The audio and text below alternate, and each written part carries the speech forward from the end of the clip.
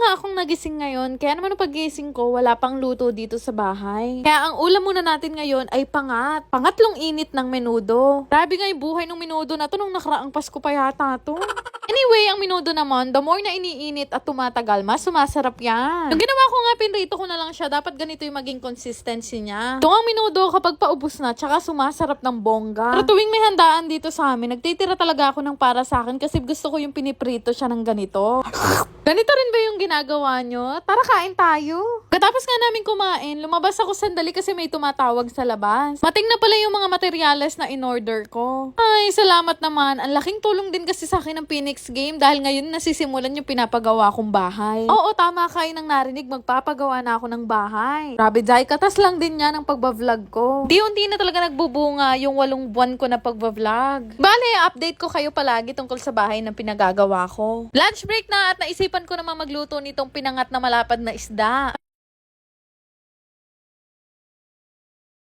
Sobrang lapad niya, hirap na hirap talaga akong ibiling. Tatakot kasi ko na baka mag-tumbling siya. Buti na lang nagawa ko naman siya ng maayos. Nisa ko lang yan sa kamatis, sibuyas at sinigang mix. Tapos nilagyan ko lang ng green na sili. Ang sarap! Kasama ko ngayon sila Bebo at nag-request sila sa akin itong burong talangkang pehe. Di ako kumakain nito pero favorite niya yan. Lagay ko lang saglit sa ref tapos nagsimula na rin kami kumain dahil gutom na ako. Kanina pa kasi ko natatakam dito sa niluto kong malapad na isda. Alam nyo ba na sobrang hilig ko talaga sa isda kahit anong isda pa yan. Huwag lang talaga isdang gabon. Pero yun na nga, kinakain at niluluto nyo rin ba tong malapad na isda na to? Bata kasi ako, kala ko nilalagay yan sa aquarium. Ito nga si Bebo kanina pa rin gutom na gutom at kanina pa gustong kumain. Tinuruan niya na nga akong kainin tong binurong pehe. Kung nga alam ko saan nila natutunang kainin to ni Mami. Kasi para sa akin talaga nung tinry ko yan, hindi ko talaga bet. Alis lang niya yung mga alige tapos nilagay niya yun sa kanin. Take note guys, hindi to niluto binuro lang talaga siya. Tapos lahat ng katas na nakuha niya, pinahid niya lang sa kanin at saka niya ginanyan. Ang galing nga kasi kulay na kulay yung alige. Tapos sumawsaw lang siya sa suka at kinain niya na yan ng ganyan lang. Pero ayun na nga, hindi ako makarelate kung anong lasa niyan. Pero sabi nila sa akin, sobrang sarap daw nito. Totoo ba yun guys? Katapos na namin kumain, meron na naman sumisigaw sa labas. Akala ko nga, graba na naman. Pero isang grupo pala sila ng mga kabataan na tinatawag ako. Sobrang musing ko pa mo nung lumabas ako, nagpa-picture pala sila sa akin. Shoutout na rin sa inyo mga bebe ko.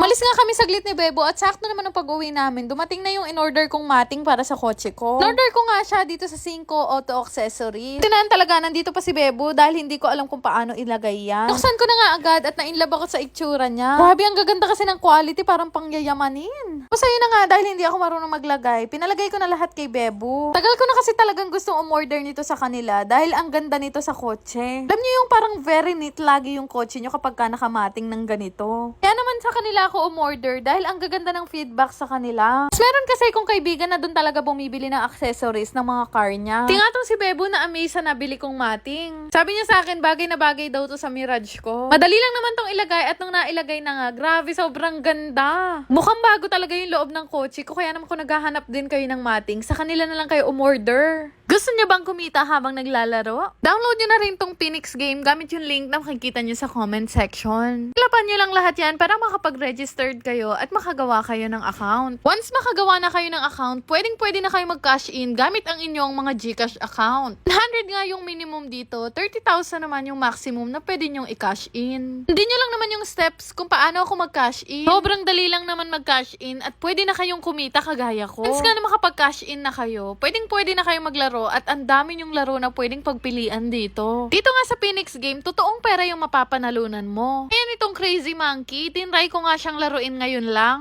Sobrang dali lang ng mechanics nito, hihintayin mo lang naman na magkaroon ng magkakamukhang symbols. Diba sa isang roll, nanalo agad ako ng 6,600 pesos. Meron din naman ditong color game na super dali lang din talagang laruin. Sample lang yan ang paglalaro ko dito sa Phoenix Game. Para nga makapag-cash out, ilalagay nyo lang naman yung GCash account number nyo at yung amount na gusto nyong withdrawin. Di ba ganun lang ka-easy money dito sa Phoenix Game? Di load yung mapapanalunan nyo kung di totoong pera talaga. Kaya naman mag-register na din kayo sa Phoenix Game gamit yung link na makikita nyo sa comment section.